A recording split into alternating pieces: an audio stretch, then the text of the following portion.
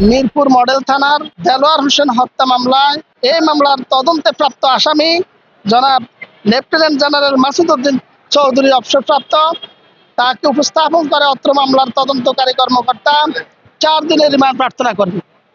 আমরা বিজ্ঞ আদালতে এই আসামির রিমান্ডের সপক্ষে আমাদের যুক্তি উপস্থাপন করি।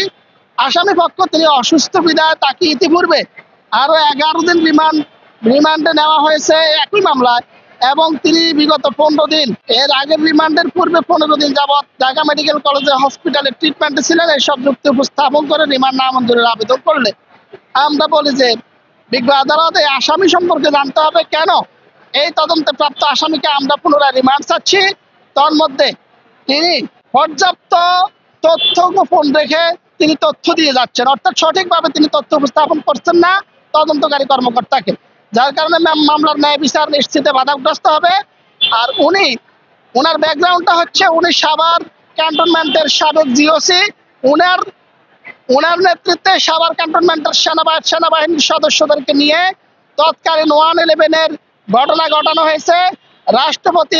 রাষ্ট্রপতির বঙ্গভবনকে তিনি তার বাহিনী দিয়ে রাষ্ট্রপতিকে এবং তৎকালীন যিনি প্রধান উপদেষ্টা ছিলেন তাকে বাধ্য করে জরুরি আদেশ জারি করতে বাধ্য করেছেন। তিনি তার সেই সময়কার একজন মূর্তিমান আতঙ্ক ছিলেন মঈনুদ্দিন ফখরুদ্দিন সরকারের আমলে। এই লেফটেন্যান্ট জেনারেল মাসুদ উদ্দিন ছিলেন 111-এর অন্যতম কুশীলব। তিনি যিনি প্রধানমন্ত্রী জনাব তারেক রহমানকে শারীরিকভাবে অক্ষম করে দেওয়ার জন্য তার মেরুদণ্ডের হাড় ভেঙে দিয়েছেন। তিনি -2 ফর্মুলার প্রধান প্রবক্তা, এবং তিনি শেখ হাসিনার কাছ থেকে সুবিধা নিয়ে তিনি শেখ হাসিনাকে ক্ষমতায় বসিয়েন। আওয়ামী লীগ সরকারের আমলে অস্ট্রেলিয়ার রাষ্ট্রদূত হয়েছেন। তিনি মাসুদ উদ্দিন, যিনি জাতীয় পার্টি থেকে নির্বাচন করে তিনি বারবার এমপি নির্বাচিত হয়ে শেষ পর্যন্ত তিনি ফ্যাসিস্ট হাসিনাকে টিকিয়ে রাখার জন্য এই জুলাই বিপ্লবকে নস্যাৎ করার জন্য তিনি এই দেলোয়ার হোসেন সহ অসংখ্য হত্যাকাণ্ডের সাথে সম্পৃক্ততার প্রমাণ এসেছে।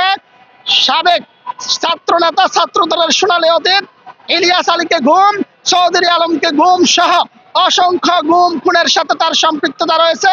বিজ্ঞ আদালত আমাদের রাষ্ট্রপক্ষের বক্তব্য শ্রবণান্তে সন্তুষ্ট হয়ে তার রিমান্ডের যৌক্তিকতা বিশ্লেষণ করে আদালত এই আসামিকে 4 দিনের রিমান্ড প্রার্থনা মঞ্জুর করেন।